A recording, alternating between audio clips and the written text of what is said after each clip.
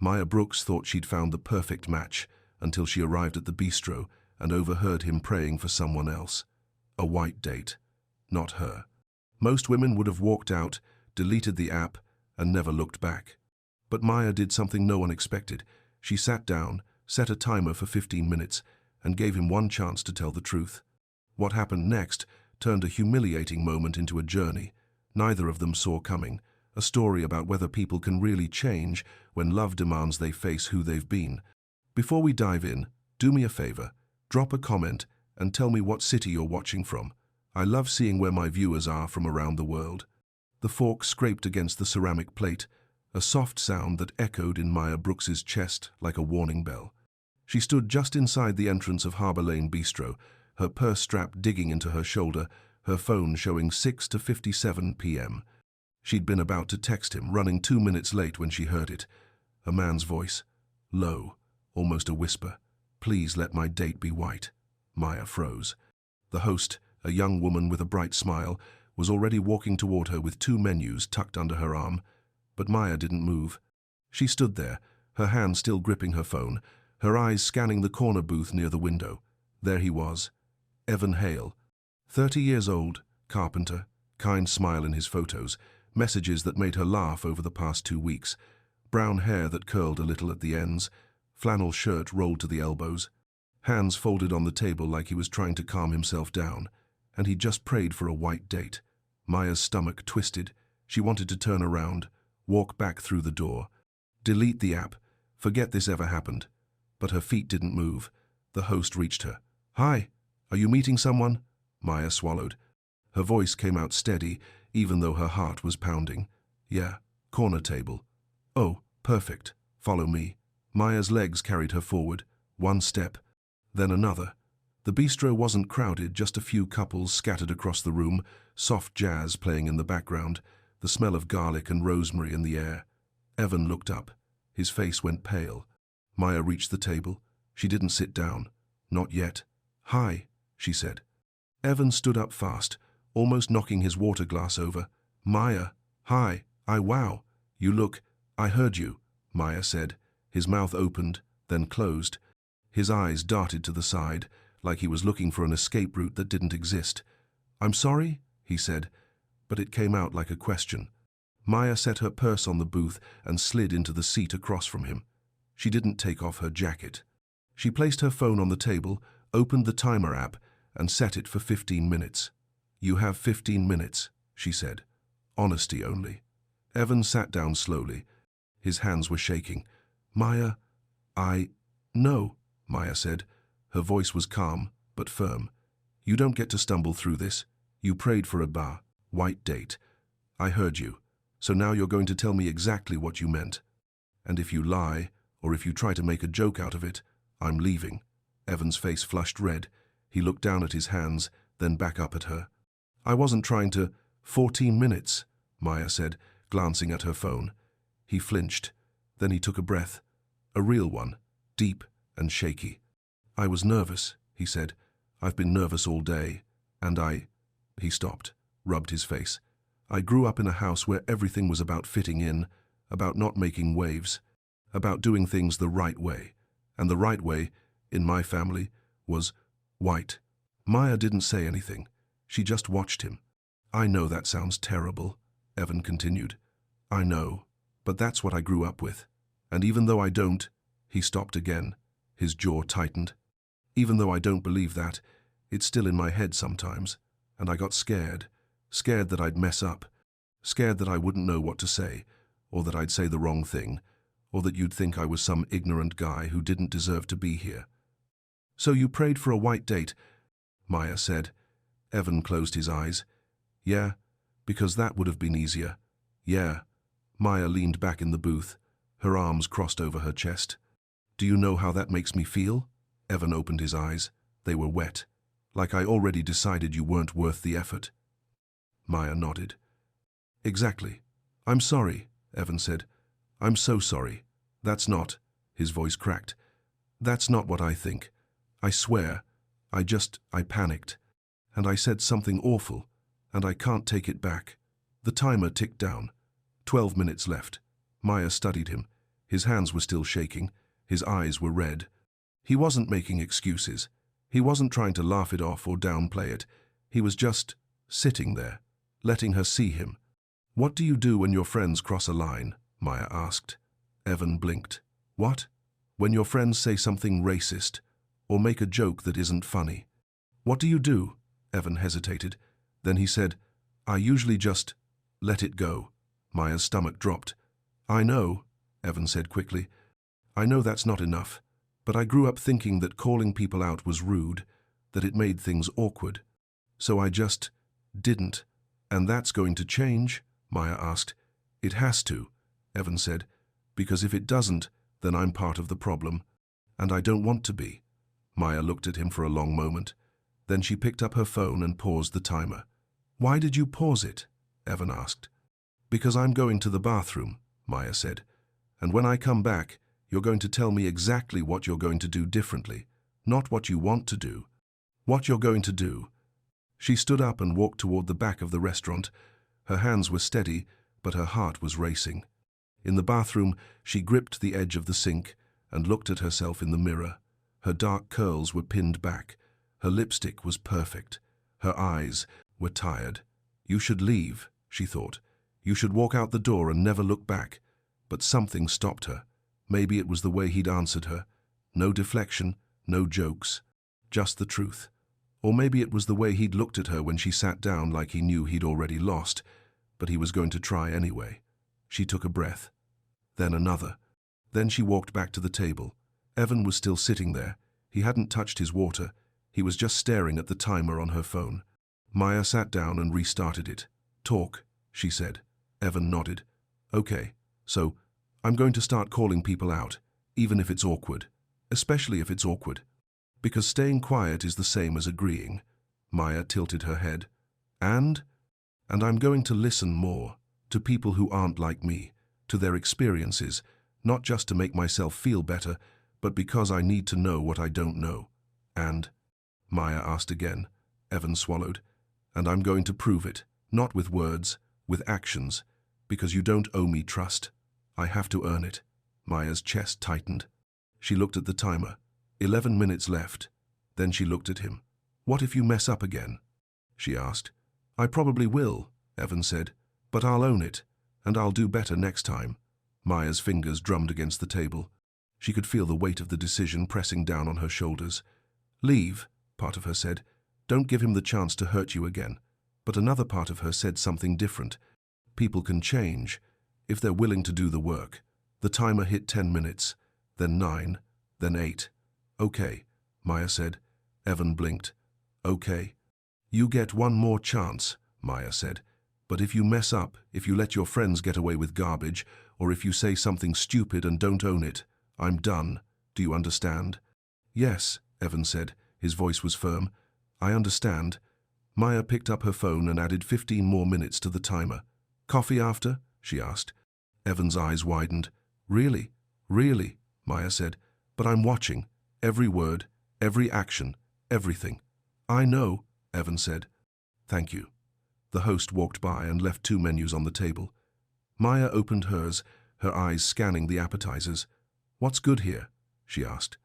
Evan let out a breath that sounded like relief. "The spinach dip. And the wings." "Then let's start there," Maya said. And for the first time since she walked through the door, she almost smiled.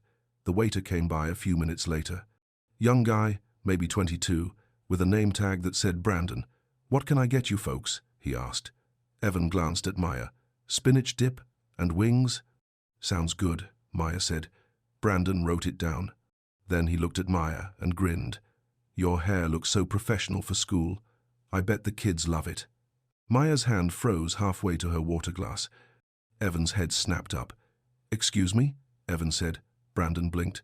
I just meant, let's avoid remarks about people's hair," Evan said.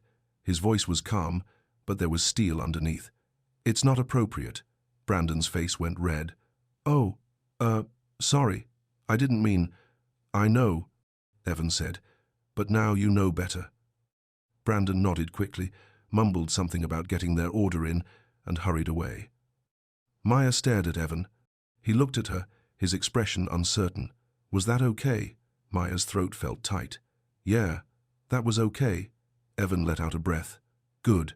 Because I wasn't sure if I should have said something, or if it would make things worse, or you did the right thing, Maya said. Evan nodded. Then he picked up his water and took a sip. His hands were still shaking a little. The timer ticked down. 4 minutes left. Can I ask you something? Evan said. Go ahead, Maya said. Why did you sit down? Evan asked. After what you heard, you could have just left. Why didn't you? Maya looked at him for a long moment. Then she said, because I wanted to see if you'd own it. Most people don't. They make excuses. They get defensive. They blame everyone but themselves. She paused. You didn't do that. I didn't want to, Evan said, because you deserve better.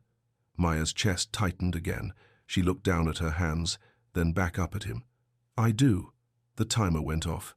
Maya stopped it and set her phone face down on the table. So, she said, tell me about your job. Evan smiled. A real one this time. I'm a carpenter. I have a small wood shop near the marina. I mostly do custom furniture and repairs. Nothing fancy. Just solid work. Do you like it? Maya asked. I love it, Evan said. There's something about taking a piece of raw wood and turning it into something useful. Something that'll last. He paused. What about you? You teach art, right? Elementary school, Maya said. 3rd grade. It's chaos most of the time, but it's good chaos. Do you like it? Evan asked, echoing her question. Maya smiled. I love it. Kids are honest. They'll tell you if your lesson is boring, or if your outfit is weird, or if they don't understand something. There's no pretending. Sounds like you're good at it, Evan said. I try, Maya said. The food arrived. The spinach dip was warm and creamy, the wings crispy and covered in sauce. They ate in comfortable silence for a few minutes, the tension from earlier slowly fading. Can I ask you another question? Evan said. Maya nodded. What are your non-negotiables? Evan asked. Like, what are the things I absolutely can't mess up on? Maya wiped her hands on a napkin. Honesty, communication, boundaries with your friends, and no photos of me without permission. Got it, Evan said. What else? Respect, Maya said. Not just for me, for everyone. If you see something wrong, you say something, even if it's uncomfortable. I can do that, Evan said. And if you can't, Maya said, then we're done. No second chances. Evan met her eyes. Understood. They finished their meal and Evan paid the check, leaving a fair tip despite Brandon's earlier comment. Then they walked outside into the cool evening air. The bistro was on a quiet street lined with small shops and cafes. A few people walked by, chatting and laughing. The streetlights glowed warm against the darkening sky. Do you want to walk for a bit? Evan asked. The waterfront's not far. Maya hesitated. Then she nodded. Okay, but just for a little while. They walked side by side, not touching, their footsteps echoing on the pavement. The air smelled like salt and fried food from a nearby vendor. A dog barked in the distance. What made you move here? Evan asked. My aunt, Maya said. She raised me after my mom passed. She lives a few blocks from the school. It just made sense. I'm sorry, Evan said. About your mom? Thanks, Maya said. It was a long time ago, but Aunt Lila's been everything since then. She sounds important, Evan said. She is, Maya said, and she's going to ask me a million questions about tonight. Evan smiled. What are you going to tell her? Maya thought about it. Then she said, that you're trying, and that I'm watching. Fair, Evan said. They reached the waterfront promenade, a long stretch of wooden boardwalk that ran along the marina. Boats bobbed gently in the water, their masts clinking in the breeze. A busker played guitar near a bench, his case open for tips. Maya stopped walking and leaned against the railing. The water was dark and calm, reflecting the lights from the boats. This is nice, she said. Yeah, Evan said. He stood beside her, his hands in his pockets. I come here sometimes when I need to think. About what? Maya asked. Everything, Evan said. Work, life, whether I'm doing the right thing. Maya glanced at him. And are you? Evan looked at her. I'm trying. They stood there for a moment, the sound of the guitar drifting over the water. Then Maya pushed off the railing and started walking again. Come on, she said. It's getting late. They walked back toward the bistro, where their cars were parked. When they reached the curb, Evan turned to her. Can I text you tonight? He asked. Just to say I got home safe. Maya studied him. Then she said, Yeah, you can text me. Thank you, Evan said, for giving me a chance. Maya didn't answer. She just unlocked her car and got in. As she drove away, she watched him in the rearview mirror, standing under the streetlight, his hands still in his pockets. And for the first time all night, she let herself hope. Maya unlocked the door to her apartment and stepped inside. The living room was dim, but warm light spilled out from the kitchen. Tasha? Maya called. In here, her roommate answered. Maya dropped her purse on the couch and walked into the kitchen. Tasha Nguyen sat at the small table, a mug of tea in her hands, still wearing her scrubs from the hospital.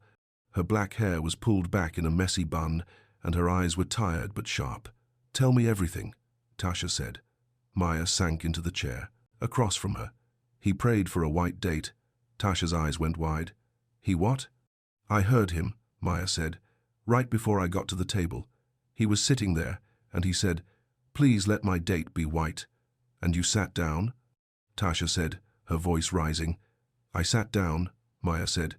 Tasha set her mug on the table with a soft thud. Maya, why? Because I wanted to see what he'd say. Maya said, I gave him 15 minutes, and he told the truth. Tasha leaned back in her chair, her arms crossed. What kind of truth? Maya explained everything. The prayer, the timer, the way Evan had owned it without making excuses, the way he'd handled the waiter's comment about her hair. And you believe him? Tasha asked. I don't know yet, Maya said, but I'm going to find out. Tasha sighed. Just be careful, okay? You don't owe him anything. I know, Maya said, but people can change, if they're willing to do the work. And if he's not? Tasha asked. Then I'm out, Maya said. No second chances. Tasha nodded slowly. Then she reached across the table and squeezed Maya's hand. Okay, I trust you. Just keep me posted. I will, Maya said. Her phone buzzed. She pulled it out and saw a text from Evan. Got home safe. Thanks again for tonight. I know I don't deserve it, but I'm grateful. Below the message was a photo. A scruffy yellow lab lying on a couch, his grey muzzle resting on a pillow. This is Kipper. He's old and lazy, but he's a good listener. Maya felt a smile tug at her lips. She showed the photo to Tasha. Cute dog, Tasha said. Still doesn't mean you should trust him. I know, Maya said, but it's a start. She typed a quick response. Glad you made it home. See you Saturday. Then she set her phone face down on the table and picked up Tasha's tea mug, taking a sip. Saturday? Tasha asked. The school art fair, Maya said. He's going to stop by. Tasha raised an eyebrow. Public place. Smart. That's the plan, Maya said. And if he messes up? Tasha asked. Maya met her friend's eyes. Then I walk away. No looking back. Tasha nodded. Good, because you deserve someone who sees you. Not someone who has to learn how. Maya's throat tightened. I know. They sat in silence for a moment, the only sound the hum of the refrigerator and the distant rumble of a car passing by outside. Then Maya stood up, stretched, and headed toward her room. I'm going to bed, she said. Thanks for waiting up. Any time, Tasha said. That's what roommates are for. Maya paused in the doorway. Tasha? Yeah? Thanks for having my back. Tasha smiled. Always. Maya closed her bedroom door and sat on the edge of her bed. Her phone buzzed again. Another text from Evan. I know actions matter more than words. I'll show you. I promise. Maya stared at the message for a long time. Then she set her phone on the nightstand and lay back against the pillows. She didn't know if this was a mistake, but she was going to find out. Evan sat on his couch, Kipper snoring, softly beside him. His phone lay on the coffee table, screen dark. His hands were still shaking. He couldn't stop replaying the moment Maya walked into the bistro. The way her face had gone blank when she heard what he said, the way she'd stood there, deciding whether to stay or go, and she'd stayed. He didn't deserve it. His phone buzzed. A group text from Gabe Turner, his friend since high school. Yo. How'd the date go? Evan hesitated. Then he typed back, good, really good. A moment later, another message came through. This one had a photo attached. Evan opened it. It was a selfie of Gabe standing outside the bistro window. In the reflection, Evan and Maya were visible at the corner table. The caption read, "He prayed for a white date." Evan's stomach dropped. He stared at the photo. Then he typed back, "Fast. Delete that. Now." Gabe's response came a few seconds later. "Chill. It's just a joke. It's not funny," Evan typed. "Delete it, and don't send it to anyone else." All right. Calm down." Evan waited. A minute passed. Then another. Finally, Gabe sent a screenshot showing the photo being deleted from his phone. "Happy now?" Evan didn't respond. He just set his phone down and rubbed his face. This was exactly what Maya had asked him about, what he did when his friends crossed a line, and he'd handled it, but barely. He grabbed a notebook from the coffee table and wrote a quick note to himself. Talk to Gabe tomorrow. Set real boundaries. No exceptions. Then he turned off the lamp and lay back on the couch, Kipper shifting beside him. He closed his eyes and thought about Maya, the way she'd looked at him across the table, the way she'd given him a chance he didn't deserve. He wasn't going to waste it. Friday morning broke cold and clear. Maya stood at the front of her classroom, arranging paint trays on each table. The smell of tempera paint and old crayons filled the air. Through the tall windows, she could see the playground equipment casting long shadows across the asphalt. Her phone buzzed in her pocket. She pulled it out and saw her aunt's name on the screen. "Hey, Aunt Lila," Maya said, tucking the phone between her shoulder and ear while she set out brushes. "Don't hey me," Aunt Lila said. Her voice was warm but firm.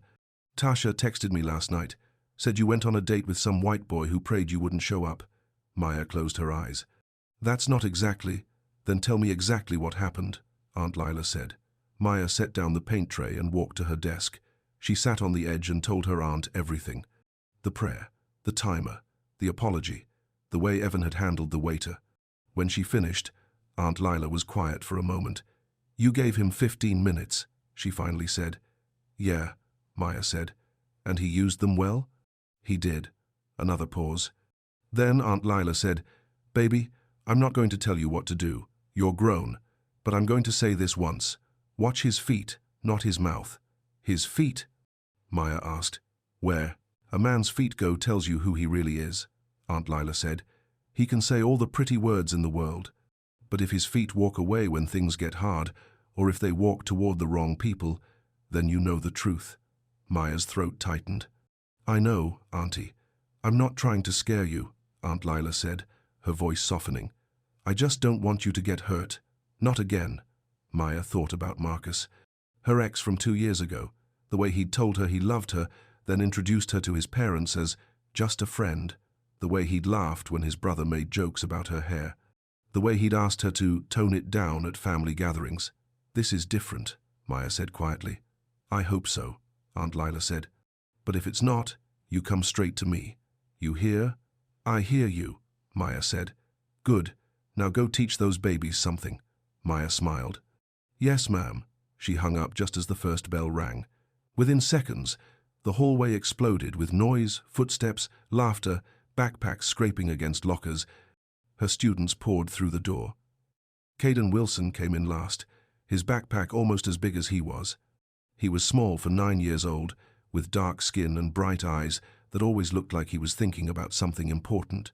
"Morning, Miss Brooks," Caden said. "Morning, Caden," Maya said. "You ready for the art fair tomorrow?" Caden's face lit up. "I finished my lighthouse last night. My mum helped me glue the last piece. I can't wait to see it," Maya said. The day passed in a blur of lessons and laughter. During lunch, Maya sat in the teacher's lounge and checked her phone. There was a voice memo from Evan.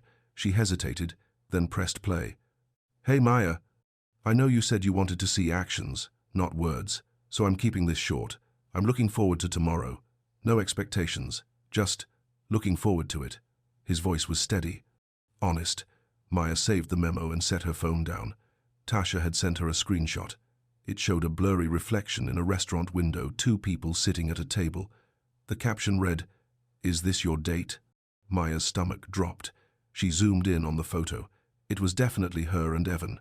The angle was from outside the bistro, looking in through the window. She texted Tasha immediately. "Where did you get this?" Tasha's response came fast. Mutual friend saw it in a group chat. Thought you should know. Maya's jaw tightened. She stood up and walked out of the lounge, her phone pressed to her ear. Evan answered on the second ring. Hey, he said. Everything okay? No, Maya said. Her voice was calm, but there was steel underneath. We need to talk before tomorrow. What happened? Evan asked. She could hear the concern in his voice. Someone took a photo of us last night, Maya said. At the bistro. And it's going around. Evan was quiet for a long moment. Then he said, Gabe. Who's Gabe? Maya asked. My friend from high school, Evan said. His voice was tight. He sent me a photo last night. I told him to delete it. I thought he did. Well, he didn't, Maya said. Or he sent it to people first. I'm going to handle this, Evan said. Right now, I promise. How? Maya asked. I'm going to his gym, Evan said. I'm going to tell him to delete it from every device he has. And I'm going to make sure he knows that this isn't okay. Maya leaned against the wall, her eyes closed. If you don't close this loop, we're done. I know, Evan said. I'll text you when it's handled. And Maya, yeah, I'm sorry. This is on me. I should have been clearer with him last night. Just fix it, Maya said. I will, Evan said. Maya hung up and walked back into the lounge. Her hands were shaking. Tasha had sent another message. You okay? Maya typed back. I will be. He's handling it. Good, because if he doesn't, I'm handling him. Maya almost smiled. Then she put her phone away and went back to her classroom. Evan stood outside the gym, his truck parked in the corner of the lot. The building was low and squat, with bright fluorescent lights shining through the windows. He could see people inside, running on treadmills and lifting weights. He took a breath. Then he walked inside. The air smelled like rubber and sweat. Music pounded from overhead speakers. Evan spotted Gabe near the free weights, doing bicep curls in front of a mirror. Gabe, Evan said. Gabe turned, grinning. Yo, didn't know you were coming by tonight. I'm not here to work out, Evan said. His voice was flat.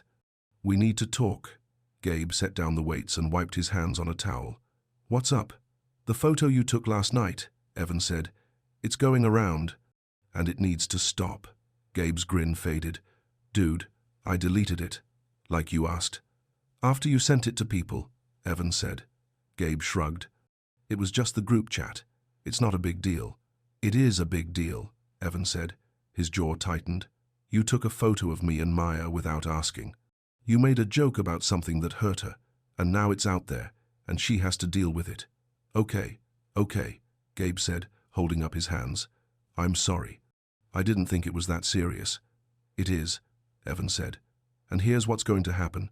You're going to delete it from every device you have. You're going to text everyone in that group chat and tell them to delete it, and you're going to send Maya an apology. Gabe frowned. An apology? I don't even know her. Exactly, Evan said. You don't know her. So you don't get to make jokes about her. Gabe stared at him for a moment. Then he pulled out his phone. Fine. I'll handle it. Evan watched as Gabe opened the group chat and typed a message. Yo, delete the photo I sent last night. It wasn't cool. My bad. Then Gabe scrolled through his phone, deleting the photo from his camera roll and his text threads. Happy? Gabe asked.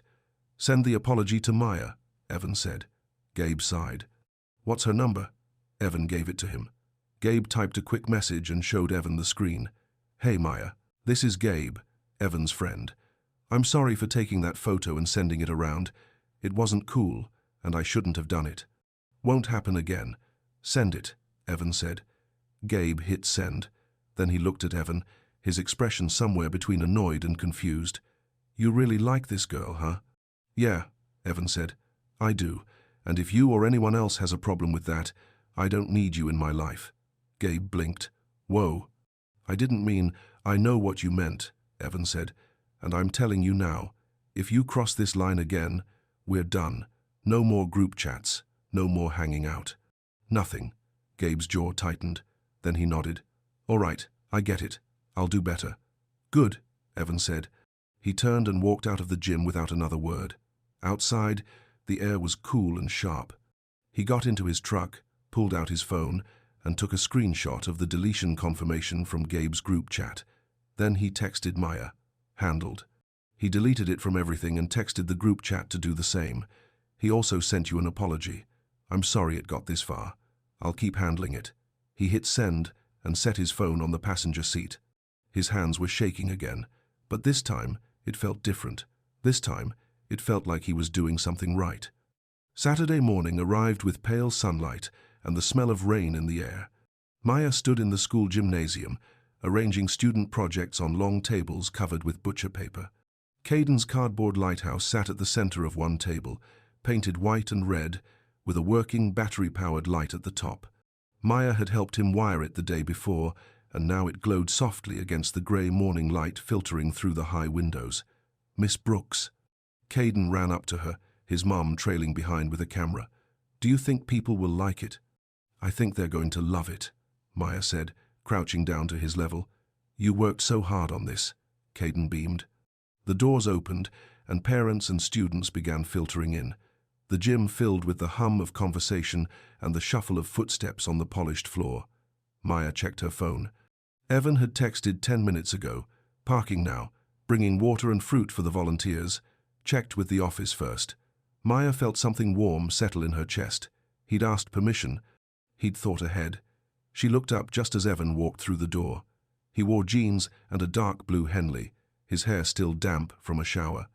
In his hands, he carried a cooler and a reusable shopping bag. Maya walked over to meet him. Hey, Evan said. His smile was tentative. Where should I put these? Volunteer table, Maya said, pointing to a corner near the entrance. Thank you for thinking of that. Of course, Evan said. He set the cooler down and started unpacking bottles of water and bags of grapes and apple slices. A few parent volunteers looked over, curious, and Maya introduced him simply as a friend. Evan didn't push for more. He just smiled and offered water to anyone who passed by. Caden ran up, his eyes wide.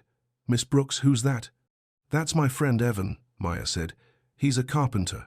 Caden's face lit up. Like with wood? Exactly like with wood, Maya said. Can I show him my lighthouse? Caden asked. Maya glanced at Evan. He nodded. Sure, Maya said. Go ahead. Caden grabbed Evan's hand and dragged him over to the table. Evan crouched down beside the lighthouse, studying it carefully. This is incredible, Evan said. How did you get the light to work? Miss Brooks helped me, Caden said proudly. We used a battery and a tiny bulb. And you painted it yourself? Evan asked. Caden nodded. The red was hard. I had to do 3 coats. 3 coats is professional work, Evan said. You know what would make this even better? Caden leaned in. What? If you built a little dock to go with it, Evan said. Just a small platform with a few posts. You could use popsicle sticks. Caden's eyes went wide. That would be so cool. Evan pulled a small notepad from his pocket and sketched a quick design. Caden watched, fascinated, as Evan explained how to glue the sticks together and where to place the posts for balance. Maya watched from a few feet away, her arms crossed over her chest. He was good with kids, patient, encouraging, and he didn't have to be here. After a while, Evan stood up and walked back over to Maya.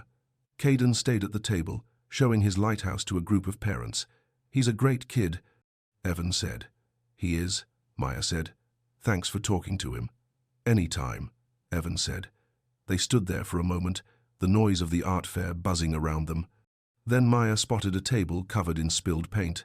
I should, she started. I got it, Evan said. He grabbed a roll of paper towels from the volunteer table and walked over to the mess. He wiped it up quickly, without asking for thanks or drawing attention to himself. Maya felt that warm feeling again. Steady, quiet. Maybe he really was trying. The art fair wrapped up just after noon. Parents trickled out with their kids, carrying projects wrapped in tissue paper. The gym slowly emptied, leaving just a few volunteers and Maya cleaning up. Evan helped fold tables and stack chairs without being asked. When everything was done, Maya walked him out to the parking lot. That was really nice, Maya said. What you did for Caden. He's smart, Evan said, and he's got good instincts for building. He just needs someone to encourage him. Maya smiled. You're good at that. Thanks, Evan said. He hesitated, then added, I was thinking, If you're free later, my Aunt Lila's making lunch. She, wants to meet you. Evan's eyes widened. Really? Really, Maya said. But I should warn you, she's protective, and she's going to ask you hard questions. I'm ready, Evan said. Okay, Maya said. 2:30. I'll text you the address. Evan nodded. Then he got into his truck and drove away. Maya stood in the parking lot for a moment, watching him go. Then she pulled out her phone and called Aunt Lila. Hey, baby, Aunt Lila said. How was the fair? Good, Maya said. And I'm bringing someone to lunch. There was a pause. Then Aunt Lila said, The white boy? His name is Evan, Maya said. Aunt Lila chuckled. All right, bring Evan. But don't expect me to go easy on him. I wouldn't dream of it, Maya said. Aunt Lila's house was a small bungalow with a green front door and flower boxes in the windows. The smell of fried chicken and collard greens drifted out onto the porch. Maya and Evan stood on the doorstep. Evan's hands were in his pockets, his shoulders tense. You okay? Maya asked. Yeah, Evan said. Just nervous. Good, Maya said. You should be. She knocked, and the door swung open immediately. Aunt Lila stood there, wiping her hands on a dish towel. She was 56, with short grey hair and sharp brown eyes that missed nothing. She looked Evan up and down, then stepped aside. Come on in, she said. They followed her inside. The living room was cozy, with mismatched furniture and framed photos covering every surface. The smell of food was even stronger here, warm and inviting. Sit, Aunt Lila said, gesturing to the kitchen table. They sat. Aunt Lila brought over plates of chicken, greens, cornbread, and mac and cheese. She set everything down, then took a seat across from Evan. So, she said. Evan. Yes, ma'am, Evan said. Maya tells me you're a carpenter, Aunt Lila said. Yes, ma'am, Evan said again. I have a small shop near the marina. I do custom furniture mostly. That's honest work, Aunt Lila said. She folded her hands on the table. Now tell me something else. What changed between Thursday night and right now? Evan swallowed. He glanced at Maya, then back at Aunt Lila. I met Maya, he said, and I realized how wrong I was. Not just about what I said, but about how I've been living. I've been letting things slide that I shouldn't. I've been staying quiet when I should speak up, and I don't want to be that person anymore.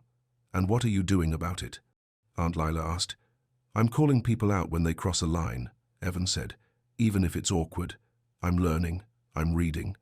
I'm listening to people who aren't like me, and I'm proving it with my actions, not just my words. Aunt Lila studied him for a long moment. Then she said, What happens the next time one of your friends makes a joke? I shut it down, Evan said. No exceptions. And if they don't like it? Aunt Lila asked. Then they're not my friends, Evan said. Aunt Lila's expression softened just a little. She picked up her fork and started eating. All right, she said. Let's eat. They ate in comfortable silence for a while. The chicken was crispy and perfectly seasoned. The greens had just the right amount of vinegar. The cornbread melted in Evan's mouth. This is amazing, Evan said. Aunt Lila smiled. My mama's recipe. I'll send it to you if you promise to make it right. I promise, Evan said. After lunch, Aunt Lila walked them to the door. She hugged Maya tight, then turned to Evan. You seem like you're trying, she said. But trying isn't enough. You have to keep trying, every day, even when it's hard. I will, Evan said. Aunt Lila nodded. Then she looked at Maya and whispered, just loud enough for Evan to hear, Keep your eyes open. He's trying, but time will tell. Maya squeezed her aunt's hand. I know. They walked back to the car. Evan was quiet for a moment. Then he said, She's tough. She has to be, Maya said. I get it, Evan said. And I'm glad you have her, Maya smiled. Me too. They drove back toward Evan's apartment. The afternoon sun was warm, and the radio played softly in the background. Can I make you dinner tonight? Evan asked. Nothing fancy, just something simple. Maya thought about it.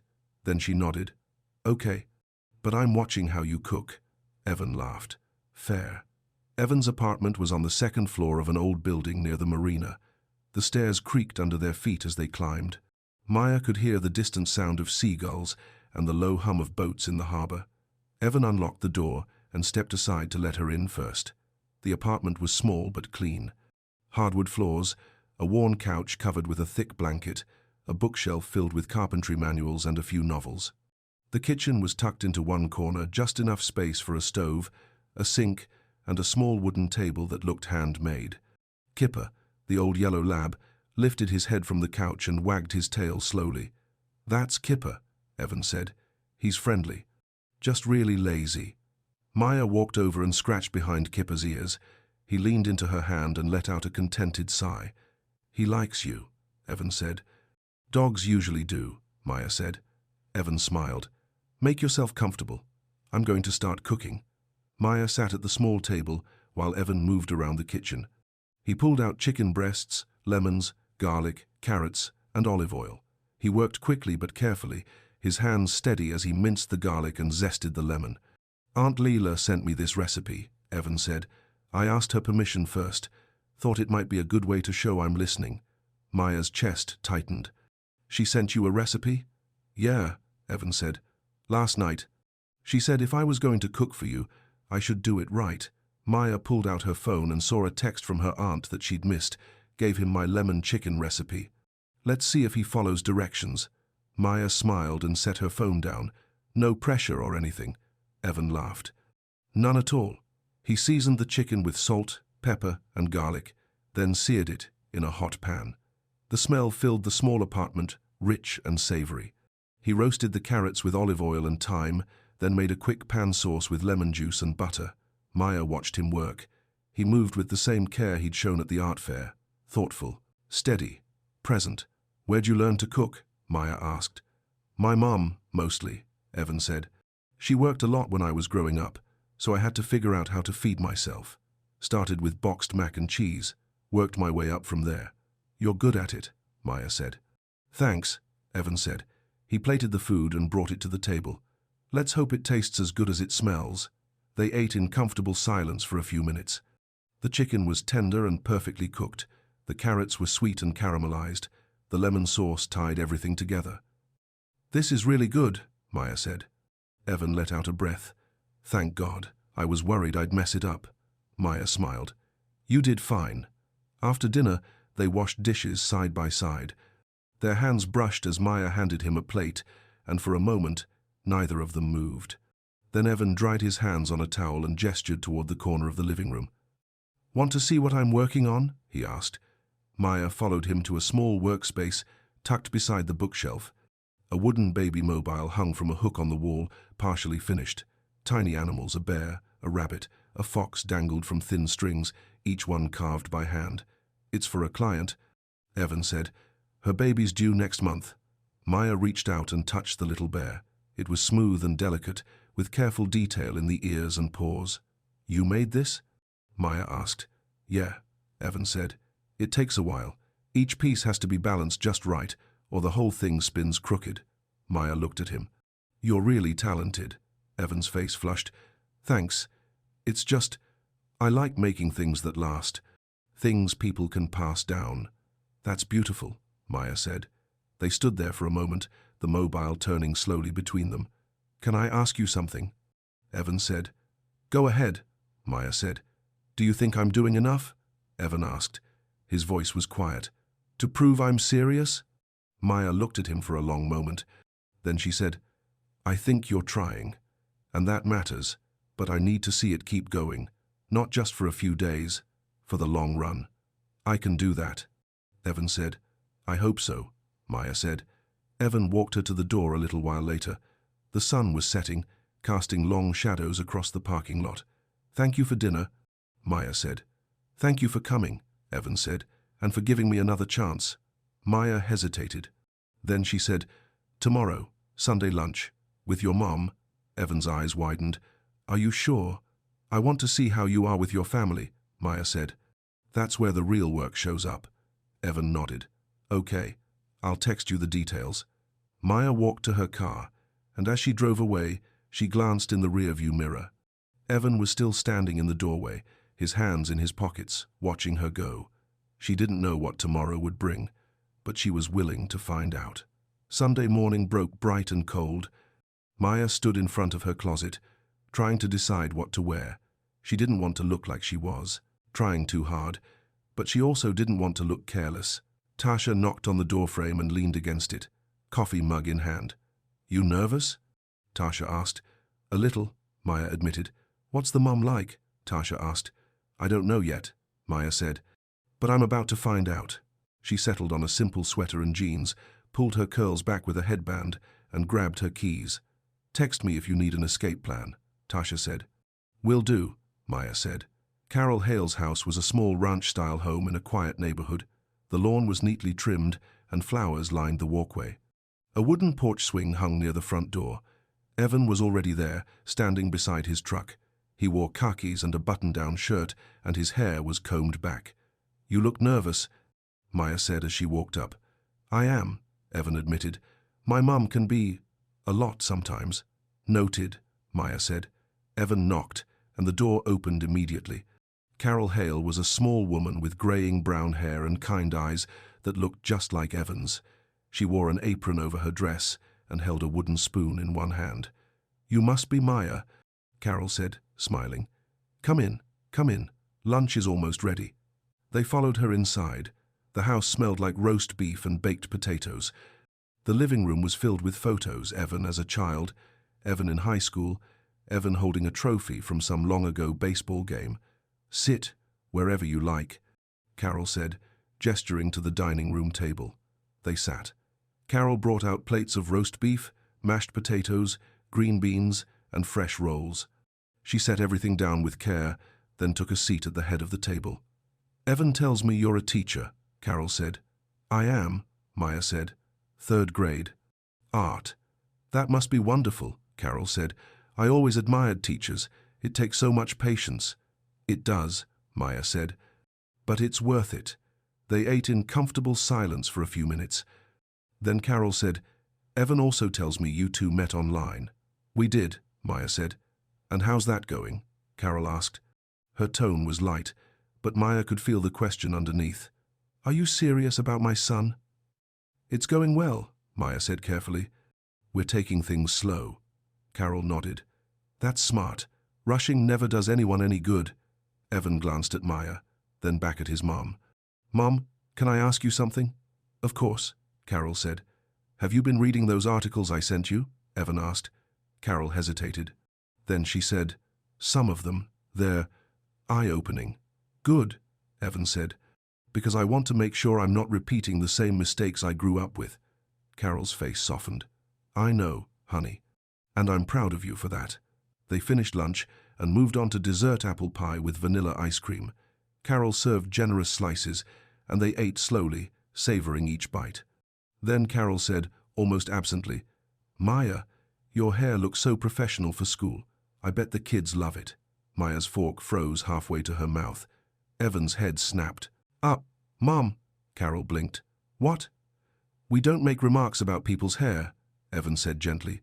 "Remember?" Carol's face flushed. Oh, I didn't mean—" "I know you didn't mean harm," Maya said, setting down her fork. Her voice was calm but firm. "But comments like that, even when they're meant as compliments, can sting, because they suggest that my hair needs to be professional, to be acceptable. Like its natural state isn't good enough." Carol's eyes widened. "I'm so sorry, Maya. I truly didn't mean it that way." "I know," Maya said, "and I appreciate the apology." Carol nodded, her hands twisting in her lap. "I'll do better, I promise." "Thank you," Maya said. The table was quiet for a moment. Then Evan reached over and squeezed his mum's hand. "Thanks for hearing us, Mum," he said. Carol squeezed back. "Of course, honey." After dessert, Evan walked Maya out to the porch. Carol followed, standing in the doorway. "Maya," Carol said, "thank you for being patient with me. I'm learning, and I'm grateful you're helping Evan become a better man." Maya's throat tightened. "Thank you for being willing to learn." Carol smiled. Then she hugged Evan and went back inside. Evan and Maya stood on the porch, the afternoon sun warm on their faces. "That was hard," Evan said. "It was," Maya agreed, "but you handled it well." "So did you," Evan said. They walked to Maya's car, and Evan opened the door for her. "What now?" Evan asked. Maya thought about it. Then she said, "Walk with me, At the waterfront. Evan smiled. I'd like that. The waterfront was quiet in the late afternoon. A few joggers passed by, and a couple sat on a bench eating ice cream. The water was calm, reflecting the orange and pink of the setting sun. Maya and Evan walked side by side, not touching, their footsteps echoing on the wooden planks. Can I ask you something? Maya said. Anything, Evan said. Where did your blind spots come from? Maya asked. You mentioned your family, but I want to understand. Evan was quiet for a moment. Then he said, my family wasn't openly racist, but they were comfortable. They didn't think about people who weren't like them. And when something uncomfortable came up like race or privilege, they'd change the subject or make a joke. And you did the same. Maya said. Yeah, Evan said. I did. Because that's what I was taught, that keeping the peace was more important than telling the truth. He paused. But that's changing. I've been reading, listening to podcasts, following people online who challenge me, and I'm starting to see how much I didn't see before. That's good, Maya said, but it's not just about learning. It's about doing. I know, Evan said. That's why I told Gabe I'd walk away if he crossed the line again. That's why I corrected my mum. And that's why I'm going to keep doing it, even when it's uncomfortable. Maya stopped walking and turned to face him. The sun was setting behind him, casting him in shadow. I need you to understand something, Maya said. I've been hurt before, by someone who said all the right things but never followed through, so I'm not going to settle for promises. I need proof. Every single day. I'll give it to you, Evan said. Every single day. They stood there for a moment, the sound of the water lapping against the dock. Then Evan leaned forward, slowly, giving her time to pull away. She didn't. Their lips met, soft and tentative. The kiss was brief, just a few seconds, but it felt like a promise. When they pulled apart, Maya's heart was racing. Okay, she said quietly. Okay? Evan asked. Okay, Maya said. Let's keep going. Evan smiled. A real, genuine smile that reached his eyes. They walked back to the parking lot, hand in hand, the sun setting behind them. Tuesday evening, Maya's apartment was warm and cozy. Tasha had set up a card table in the living room, and a half-finished jigsaw puzzle covered the surface, a landscape of mountains and lakes. There was a knock at the door. That's Evan, Maya said, standing up. Tasha raised an eyebrow. Puzzle night, huh? He asked if he could join. Maya said. I said yes. Well, Tasha said. This should be interesting. Maya opened the door. Evan stood there holding a small wooden box. Hey, he said. I brought something. What is it? Maya asked. Evan opened the box. Inside was a simple wooden picture frame, about 4 by 6 inches. It was smooth and beautifully made, with clean corners and a warm finish. I made this for you, Evan said. For the first photo we earn. Maya's breath caught. She took the frame and turned it over in her hands. It was perfect. Thank you, she said softly. Come on in, Tasha called from the living room. Let's see if you're any good at puzzles. Evan followed Maya inside and sat at the table. Tasha watched him carefully as they worked, her expression neutral.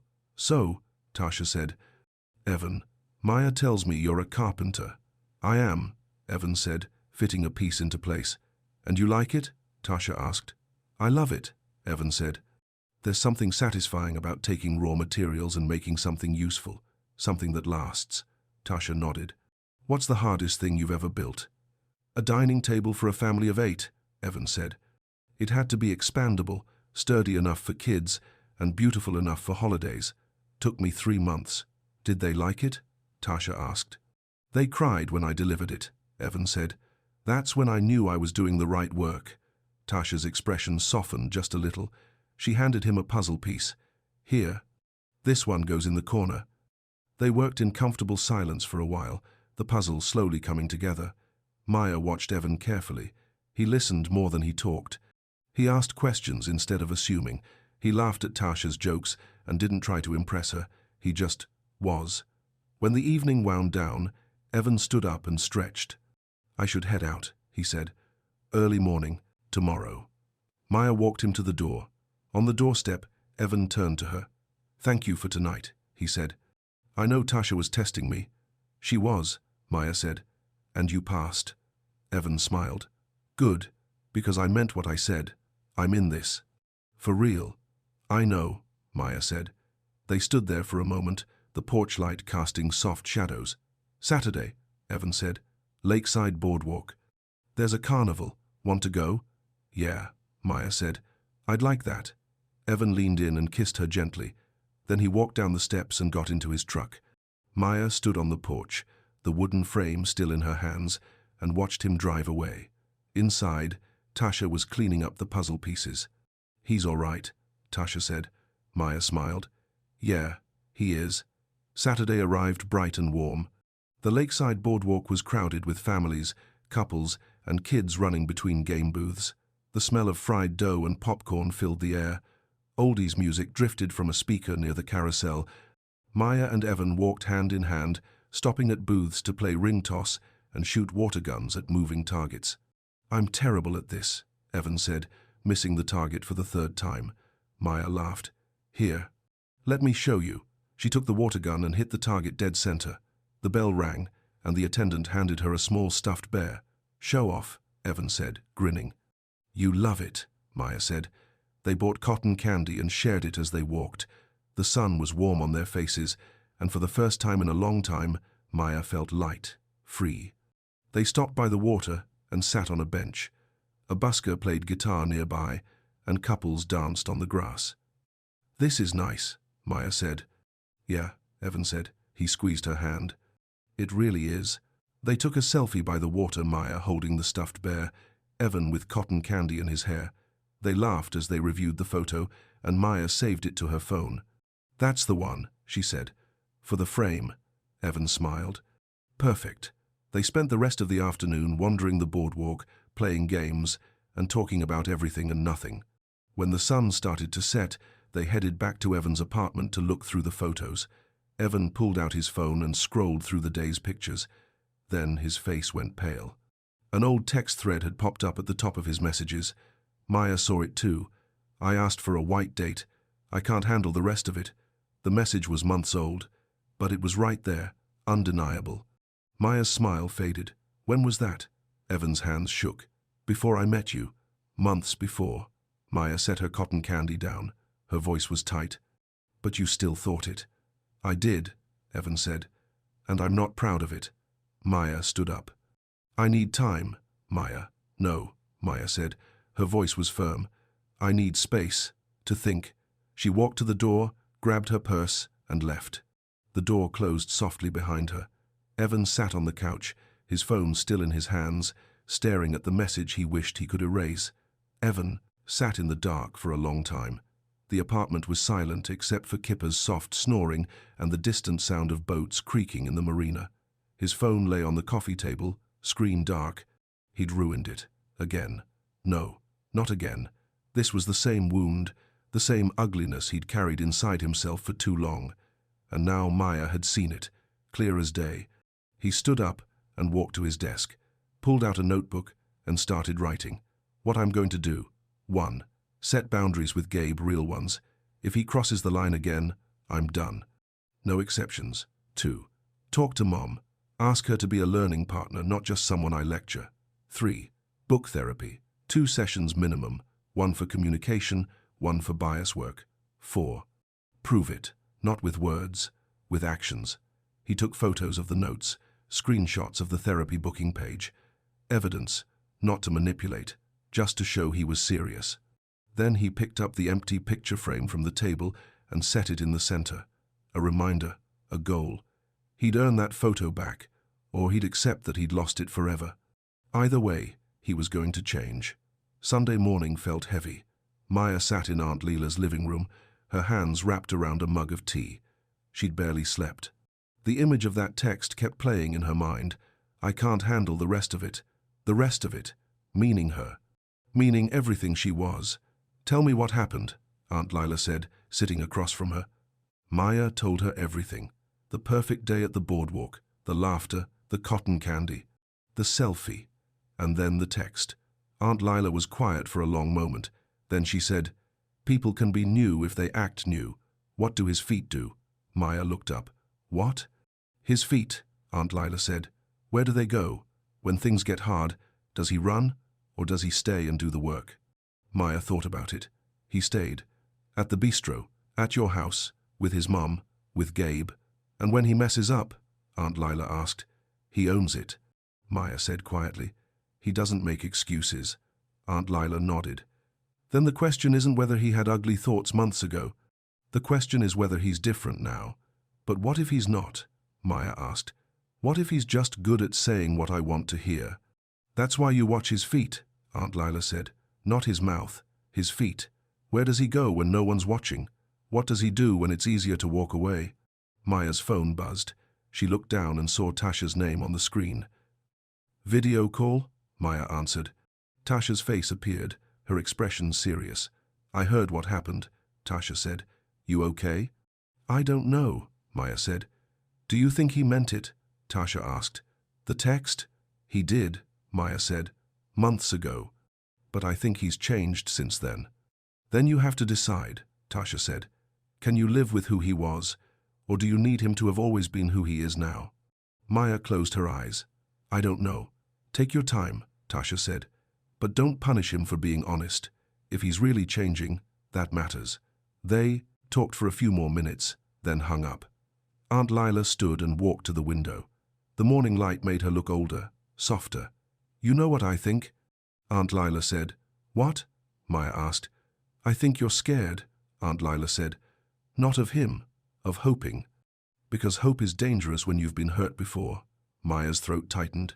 Yeah. Aunt Lila turned and looked at her. But you can't live without it, baby. Hope is what makes us human. Maya wiped her eyes. What if I'm wrong?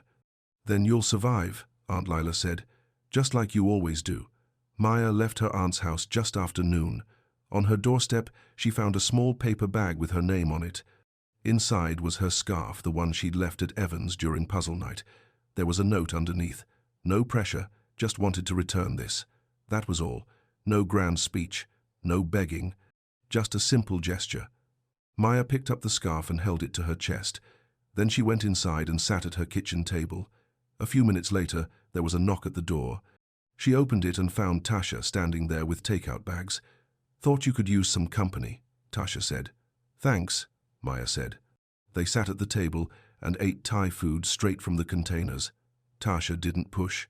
She just sat there, present and steady. After a while, Maya said, There's another note. From Evan? Tasha asked. Maya nodded. She pulled an envelope from her purse and opened it. Inside was a handwritten letter, 2 pages, front and back. She read it out loud. Maya, I'm not going to make excuses. That text was ugly. It was wrong. And it came from a place inside me that I'm working every day to uproot. I can't change who I was, but I can show you who I'm becoming. Since Thursday, I've done the following. Confronted Gabe and set real boundaries. If he crosses the line again, I'm done. Deleted old group chats and conversations that don't reflect who I want to be. Booked 2 therapy sessions, 1 for communication, 1 for bias work. Talked to my mum about being a learning partner. I'm not sharing this to earn points.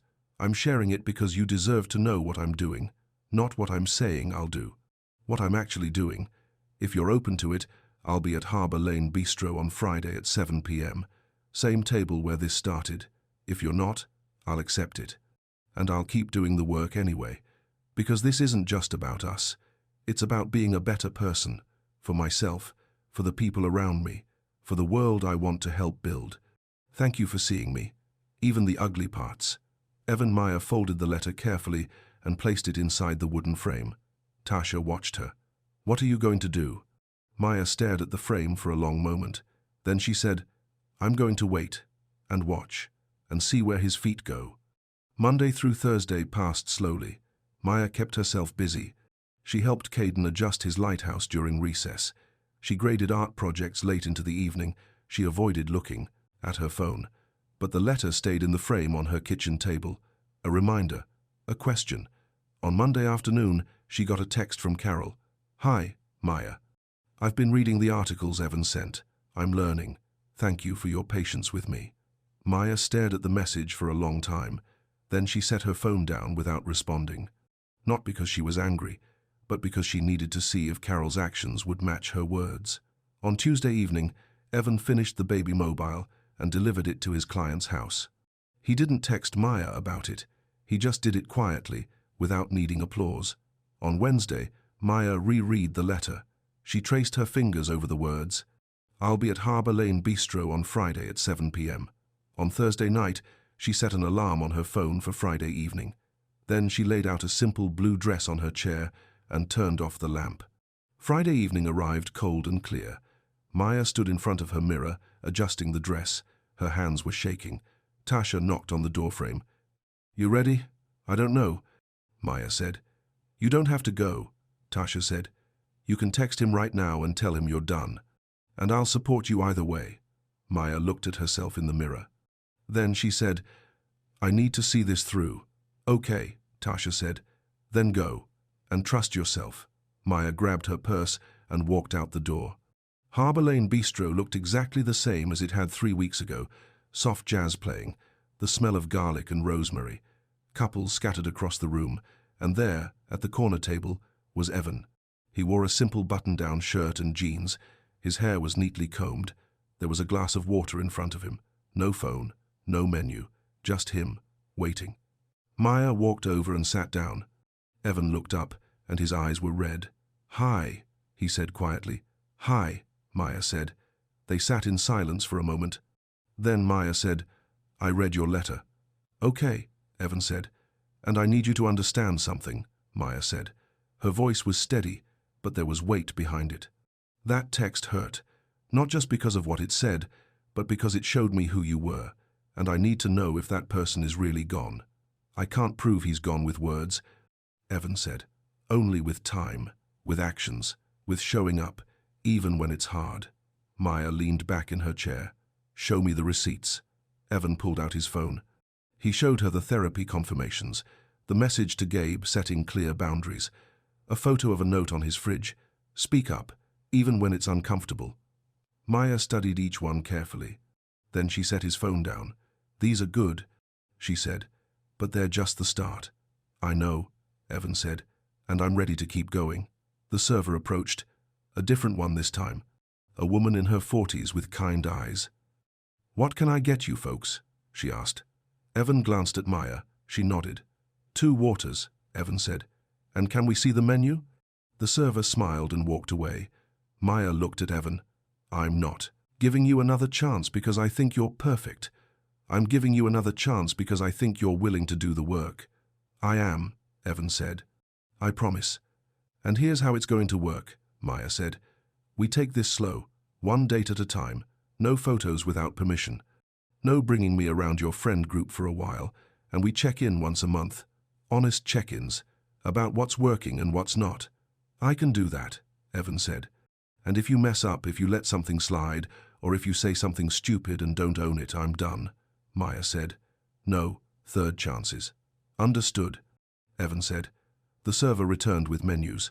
They ordered food, spinach dip and wings, just like the first night. As they waited, Evan folded his hands on the table. "Can I say something?" he asked. "Go ahead," Maya said. Evan took a breath. Then he said, quietly, "Thank you, for the woman in front of me. And for the chance to do better." Maya's chest tightened. It wasn't a request. It wasn't a demand. It was just gratitude. Simple, honest, real. "You're welcome," Maya said softly. They ate slowly, talking about small things. Work, Caden's lighthouse, the baby mobile, Aunt Leela's greens.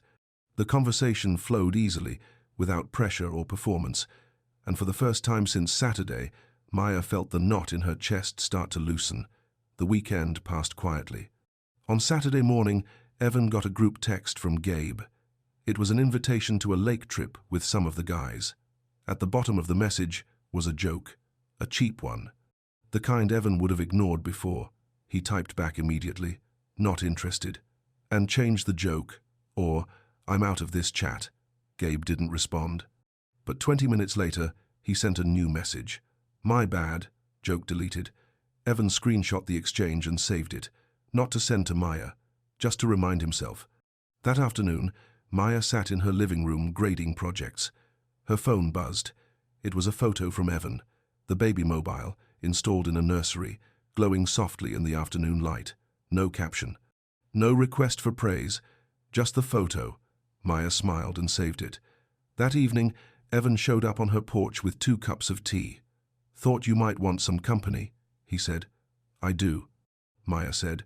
They sat on the porch steps, sipping tea and watching the sun set. They didn't talk much. They just existed together, comfortable and quiet.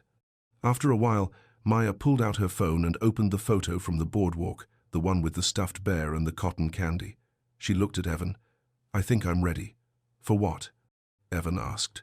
Maya stood up and went inside. She came back with the wooden frame. She printed the photo at her desk, trimmed it carefully, and slid it into the frame. Then she handed it to Evan. "There," she said, "we earned it." Evan's eyes filled with tears. He looked at the photo, then at Maya. "Thank you," he said, his voice breaking. "Thank you for doing the work," Maya said. They sat there for a while, longer, the frame resting on Evan's lap, the photo catching the last light of the day. Sunday lunch at Aunt Lila's was different this time. Evan arrived with flowers, simple daisies, nothing fancy. Aunt Lila took them with a small smile. "You're learning," she said. They ate chicken and greens and cornbread. The conversation was easy. Aunt Lila asked Evan about his work, and he asked her about her garden. After lunch, Aunt Lila pulled Maya aside in the kitchen. "He's doing better," she said. "He is," Maya agreed. "And you?" Aunt Lila asked. "Are you okay?" Maya thought about it. Then she said, "I'm getting there." Aunt Lila squeezed her hand. "Good, because I can bless steady. And that boy is steady." Later that afternoon, Maya and Evan drove back to Harbour Lane Bistro.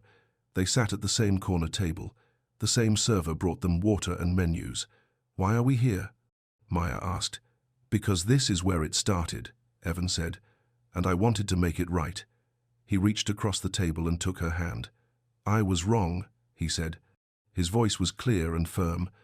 "I prayed for something I didn't need, because what I needed was sitting right in front of me, and I'm grateful you stayed." Maya's throat tightened. "So am I." They asked the server to take their photo. She did, smiling as she handed the phone back. The photo showed them at the table, hands clasped, smiling. Real, earned. Maya saved it immediately. "That one's for us," she said. "Yeah," Evan said. "It is." That evening, Maya and Evan sat on her porch. 2 coffee mugs rested on the railing, steam curling into the cool night air. They didn't say much. They just sat together, shoulders touching, watching the stars come out. "Next week," Maya said, "let's go to the art museum." "I'd like that," Evan said. "And the week after, you're coming to Caden's school presentation," Maya said. "He's showing his lighthouse to the whole class." "I wouldn't miss it," Evan said. They sat in comfortable silence for a while longer. Then Evan said, "Thank you for not giving up on me. Thank you for not giving up on yourself," Maya said. Evan kissed her forehead softly. Then he stood and walked down the steps toward his truck. Maya watched him go, the porch light casting long shadows across the yard. Inside, Tasha was cleaning up the kitchen. She looked up when Maya came in. "You good?" Tasha asked. "Yeah," Maya said. "I'm good." She walked to her room and set the framed photo on her nightstand. The boardwalk, the bear, the cotton candy, the smiles, proof that people could change, proof that love could grow in the ordinary work of showing up, proof that sometimes the hardest beginnings led to the most beautiful stories. Maya turned off the light and climbed into bed, and for the first time in weeks, she slept deeply. Because she'd made a choice, not to ignore the hurt, but to believe in the work, one quiet day at a time. The end.